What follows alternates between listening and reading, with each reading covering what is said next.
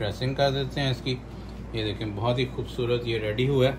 और सबसे इम्पॉर्टेंट चीज़ इसकी ये है कि इसको चिल करके इसको कम से कम भी 12 आवर्स के लिए आप फ्रिज में रखें और उसके बाद इसका सही टेस्ट आएगा। अस्सलाम वालेकुम viewers and welcome to my channel travel nest cooking. आज हम आपके लिए एक बहुत ही मज़ेदार किस्म का एक और सैलड लेके आए हैं। आज हम बनाएंगे रशियन सैलड।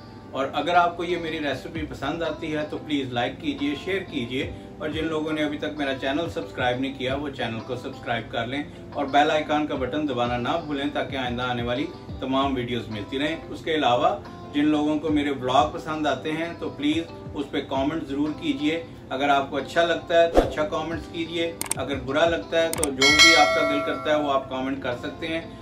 बोथ आपके जो कमेंट्स हैं वो अप्रिशिएटेड होंगे, चाहे वो अच्छा है या बुरा है। तो थैंक यू वेरी मच। आइए चलते हैं अपनी रेसिपी की तरफ। हाँ जी, सबसे पहले हम आलूओं को क्यूब की शक्ल में काट लेते हैं और इनको बॉयल कर लेते हैं।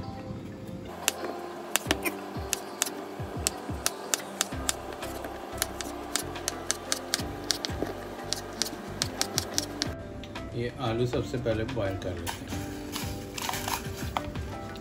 जब तक आलू बॉयल होते हैं उस वक्त तक हम ये जो पाइनएप्पल है इसके छोटे छोटे चंक काट लेते हैं, ये भी इसमें शामिल करेंगे।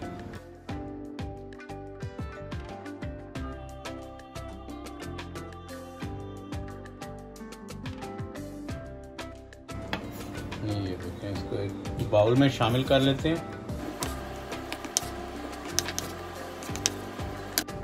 अब ये चूल्हा मैंने ऑफ कर दिया। आलू जो हैं ये जो हमारी डिज़ायर जो है उसके मुताबिक ये बिल्कुल हो गए हैं।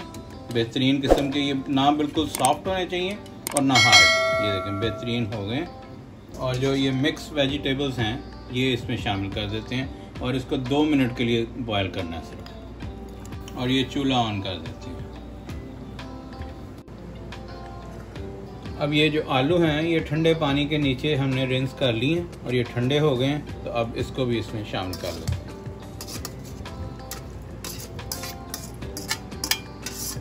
अब ये 2 मिनट हो गए हैं, इनको हल्का सा क्रंची रहना चाहिए। तो अब इसको बंद कर देते हैं और इसको भी ठंडे पानी के नीचे रिंस कर लेते हैं।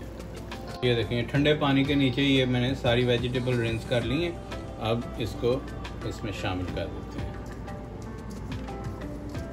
इसमें 1 टेबलस्पून हम शुगर या चीनी इसमें शामिल करेंगे और 1 पिंच जो है वो ब्लैक पेपर,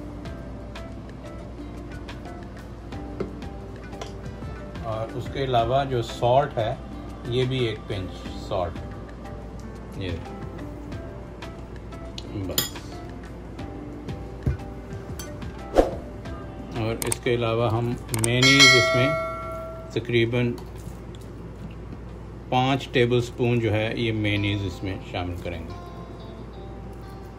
ये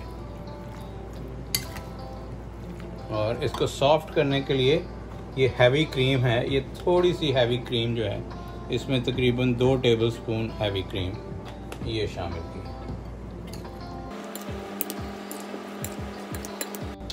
ये देखें ये सैलड मैंने अच्छी तरह से ये मिक्स कर लिया। ये अब इसको एक प्लेट में जो है सर्व कर लेते हैं।